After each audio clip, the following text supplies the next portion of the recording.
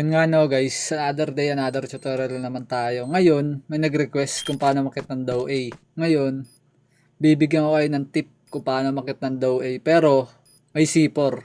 Papatungan nyo yung C4, tas walang tunog. Ganun guys. Ngayon, papakita ko yung POV ko na wala talaga siyang tunog.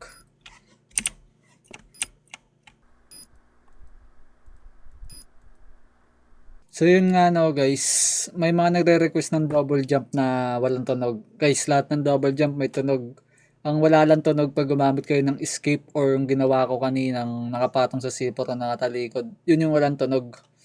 Papakita ko sa inyo lahat ng double jump may tunog.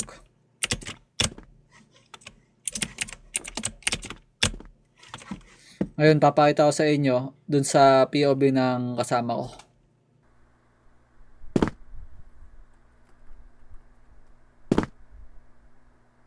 Diba? Lahat may tunog. Pero pag ito ginawa ninyo,